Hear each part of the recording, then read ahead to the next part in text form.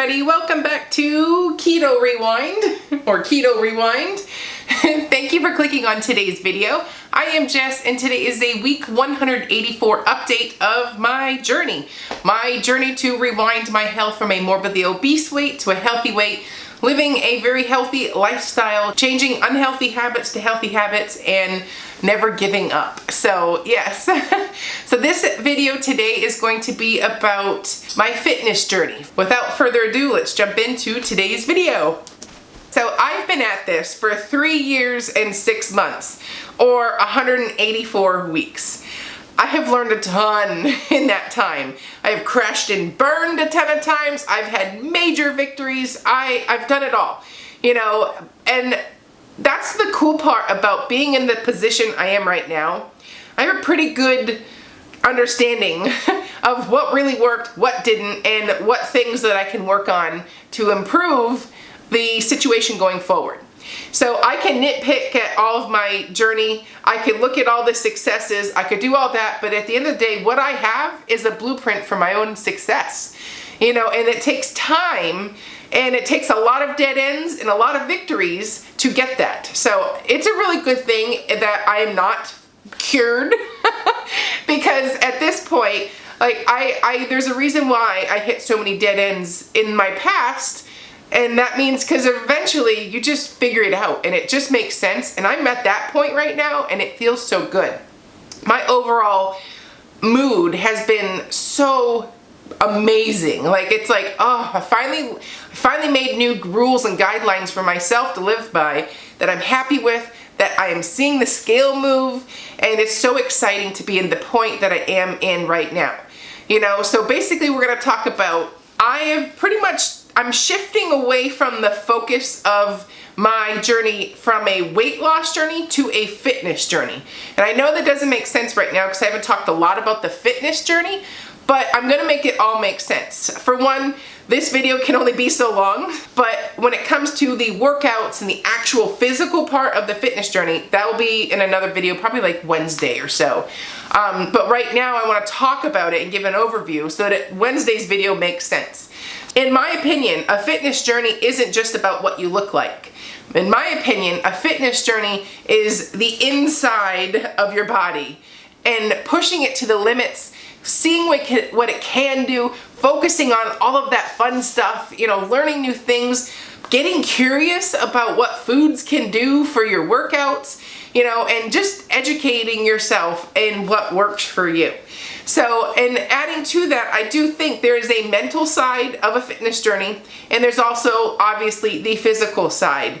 So I'm going to talk about the mental side real quick so that it makes sense, but honestly, this one, I know it has nothing to do with what you look like, but having a strong mind means I can push my body and see what it can do. You know, if my mind is weak, I'm not going to be able to swing with the full hit. You know what I mean? So that's why I want to have a strong mind so that I can have a strong body, because this at the end of the day controls it all. So for the first thing, in regards to the mental side of the journey, I need to just basically work on the relationship that I have with food. Because of past diet disasters, past absolute failures, because of past victories, you know, like I've created new phobias that I didn't have before because of my relationship with food. In other words, I view a carrot or corn like it's a carb instead of just realizing it's a vegetable and it just happens to contain carbs. You know, it's not the end of the world, but I have phobias now about those carbs, you know, and it's unnecessary. It's silly. I also have, you know, behaviors that I've formed that I didn't have prior to the weight loss journey in the first place, like binge eating, you know, and understanding why that's happening. I also have the other side where, you know, like extreme calorie restriction, like all of those things encompass my relationship with food.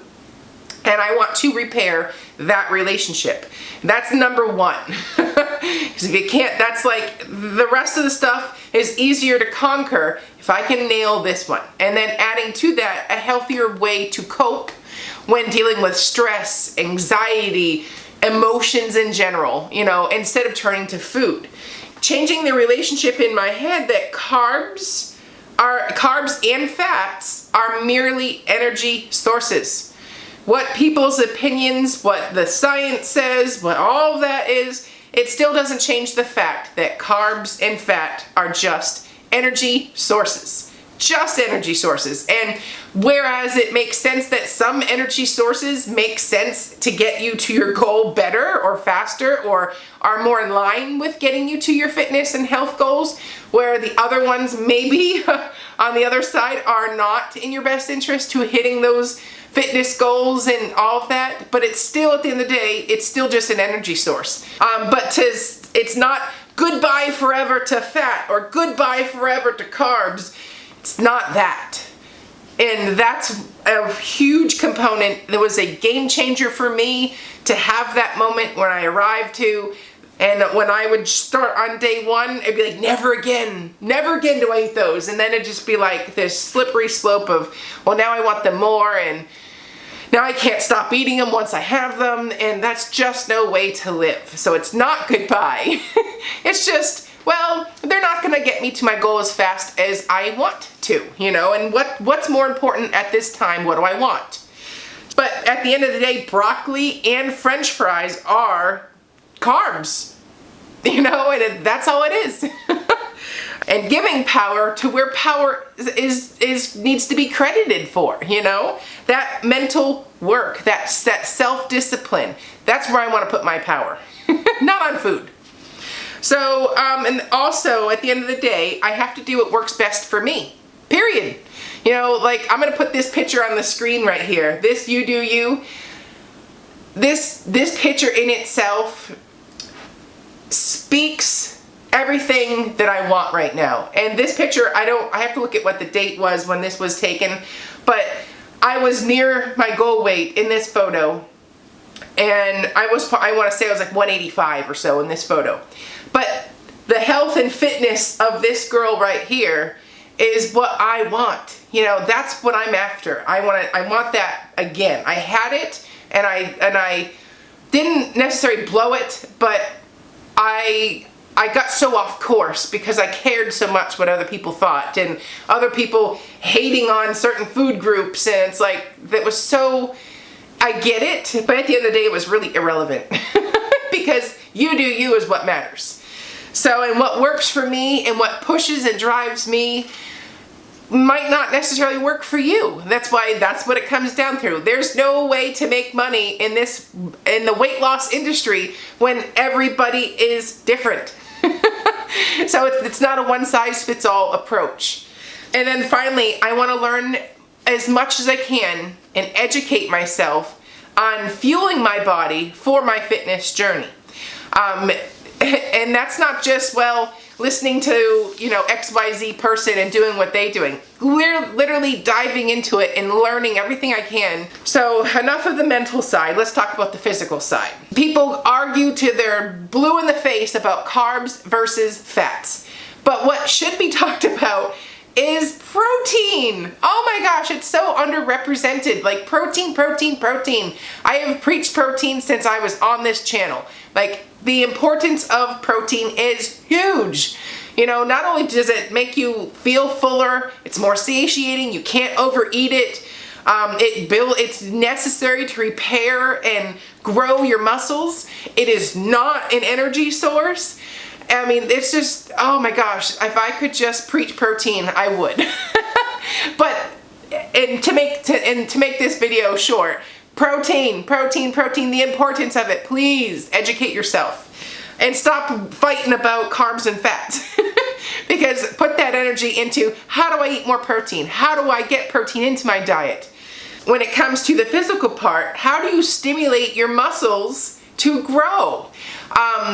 Just a quick blurb, I did compete in weightlifting in my high school years. I was on the weightlifting team. I won everything, and for my weight class. I mean, I loved every minute of it. But you know what I didn't look like? I did not look like the Incredible Hulk. I still looked like me. In fact, I looked a lot like this picture right here. But would the average person know that I could bench press 225 pounds? No, I still look like a girl, you know? I didn't look like the Incredible Hulk. So, that's what I want to share in my videos is the amount of work you would need to become that bodybuilder that's shunned or people don't want to look like as a woman, for instance. You would need so much steroids, so much time in a gym, eating so much food that that's all you did in your life to achieve those results. The average person like you and me, if even stimulating our muscles enough to grow them, we will not look like that.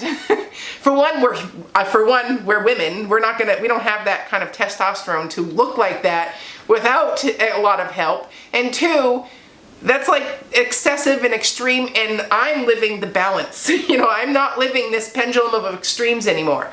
So I don't want you to think you're gonna look like the Incredible Hulk because you tried hard in the gym or you pushed yourself running, whatever the case may be. It's not gonna happen. It doesn't work that fast. That takes years and so much extra stuff that you don't even need to worry about. So please don't feel like that being lean, having a lean body with muscles is a bad thing. It's like that is so. I'm gonna change that narrative. So and then on those lines, how do you fuel your body for the workouts to get the maximum results? If I just ate French fries, I'm not going to look the way I want to and feel the way I want to and grow the muscles that I want to, versus having a nice balanced, high protein, full of vegetable and healthy fat diet. It's just obvious, so driving that whole point home is what foods do I need to do to get to my fitness goals and nail them, So neither carbs or fats are inherently unhealthy. I'm going to put that on the screen so that point gets driven home. It's the overconsumption of both carbs or fats that leads to, without doing anything, that leads to a very unhealthy lifestyle. But carbs and fats in itself are not unhealthy. But if you eat a ton of them, like in an excess, and then you don't go do any workouts, well, guess where all that's going to go? Right? So my camera died right in the middle of that point. So I'm going to start over. So glycogen is the stored form of glucose when consuming carbs.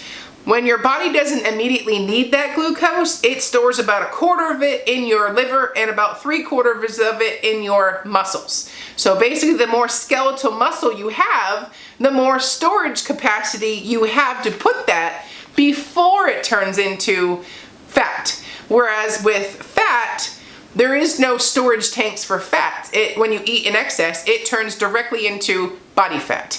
It's the main difference between the two. Why is that important? Because with the higher muscle mass that you have, the more storage tanks you have, So when you're eating carbohydrates, it has a place to go before it immediately turns into fat. So how many people, that physique of someone who lives a very active lifestyle that consists of gym and running or all those things, how come when they eat a pizza, they don't gain weight? Because they have a high muscle mass, so all of that gets stored into their muscles and used for fuel before it turns into fat. But the main key difference is they're gonna go use it because they're active. They like to move their body.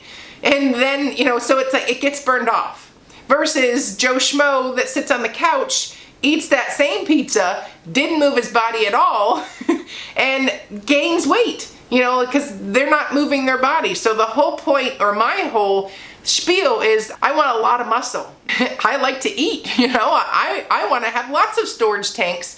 So I'm going to build my lean muscle mass, and that's done in a gym. That's done moving my body, that's done walking, that's done all these fun ways that stimulate the muscles to grow your storage tanks. So, and living a healthy and active life is a goal for me. Like, it inspired me to look through my old pictures. I was doing monkey bars. I was doing the gym like 3 to 4 times a week. I was doing everything. I was walking all the time. Now I'm playing softball and basketball, and there's so much activity in my life. I love that. I thrive on that. I don't want to sit on the couch and watch Netflix. That's great for a random day, but I like to be out there experiencing life, you know, and that's what works for me. So if I could say anything at the end of the day is, please don't be hating on the protein. Don't hate on the muscle. Instead, change that narrative. Get curious. Why should you have muscle? Like, I know why, but do you? You know, like that kind of thing. So, and I do want to point out, I'm not a health expert. I'm not a doctor. I'm not a healthcare professional. This is just my story and what I've learned and what's worked and what didn't work. You know, it's all my story. So you, at the end of the day, have to do what's best for you. So with all that being said, let's talk about the weigh-in. So one cool thing, so for the past solid 2 weeks, I have been really consuming myself with getting it together. Starting the routine, I'm meal prepping, and if you haven't seen that meal prep video, I'm gonna put it in the cards and down below that I post on Saturday. I normally don't post videos on Saturday, but I've got so much content right now because everything's working that I made the video and just posted it up there anyways. But how I'm getting back on track and how I'm managing a very busy schedule, you know, check out that video. Embracing my new guidelines and goals for myself. Relaxing a little on the carbohydrates, you know, like I was very stressed about always trying to be keto. I just took that layer right off, and I'm focusing on calling it low carb. You know, some days I'll have more carbs than others. So some days it'll be keto, some days I'll be low carb, but I'm not going to stress about that. The point is eating a diet that consists of whole foods, lots and lots of protein, you know, healthy fats, high protein, low carb, in other words. My mindset has been so good. I'm not shunning the corn anymore. I'm not scared of the carrot. It's all just vegetables to me, and it's all nature's packaging. It's not processed. It makes me feel like I'm doing something. You know, like I feel good and I feel satisfied having those bits of flavor, you know, and just not worrying about what everybody thinks. So over the past 2 weeks, I hopped on the scale today and I'm down to 245. I was at 252, now we're at 245 in 2 weeks. Now, before everybody goes crazy, I mentioned before I even started back on weighing myself, I said that first month the weight comes off easier. So don't get hung up on the fact that 7 pounds have come off this month. You know, like it's gonna come off easy this month. I basically hit that button and we're in the zone. I've been on a very long diet break, so it's gonna come off easy this month. I'm not tracking, I'm not stressing about the food I'm eating intuitively. I'm just focusing on getting lots of protein in and lots of healthy vegetables and lots of healthy fats. That's all I'm worrying about. I feel good, I don't feel deprived, and it's because I'm eating more carbs now, and those carb sources are all the vegetables and some of the fruits, you know, like berries. Yogurts is another, like Greek yogurt, you know, that it's just, oh, I feel good. You know, there's a little bit of carbs in Greek yogurt, but it's super high in protein and packed with good pre and probiotics, cultures, you know, that kind of thing. So, but I'm not gonna hate on the Greek yogurt because it has carbs in it. Like, I'm just not doing that anymore. That's a very unhealthy relationship with food. So, and that's gonna help me on my journey in overcoming the need to binge eat because I can't control myself with carbs, you know, when I'm triggered. So it's all gonna fit in and it's all gonna make sense, but for the next, you know, in the short term, we're gonna be diving into each one of these things as I am figuring it out. And I'm going to be an advocate for protein and for healthy sources of carbs and fats. That, you know, and at the end of the day, it really just is that simple, you know, and I strongly urge you guys to do your own research and do what works for you. Because right now I don't feel like I'm dieting at all. You know, I'm watching what I'm eating, but I don't feel like I'm dieting. I feel like I'm just living, and I'm kidding, and the scale's moving, you know? Like I didn't have to track a dang thing. But I have been moving my body by walking. I've dusted the cobwebs off my gym in my garage. You know, so there was moving my body part, but as far as the food goes, there was very little restriction, you know? Like it was just eating foods that I wanted to eat, that made me feel good, that were the best options for me, you know, and it's really that simple. High protein, low carb, healthy fats. That's it. That's the secret. So anyways, we're gonna dive way more into all of this stuff in the videos to come, but I do hope that I can be the voice that changes some of the stigma that comes to all of this diet cultures and the extremes, and I want to be that voice of balance. You know, and I still have, what, I don't know what the math is, but I've got 50 something pounds left to re-lose. So I am going to be here for a while, and I hope this new chapter is the beginning for me of the best way to live happily ever after. So I am Jess, you're watching Keto Rewind. See you at the next one. Mwah! So now you're here again, knocking at my door. A little too late for, I'm sorry for. The lights went out 'cause you kept cutting the cord, and I started to fade.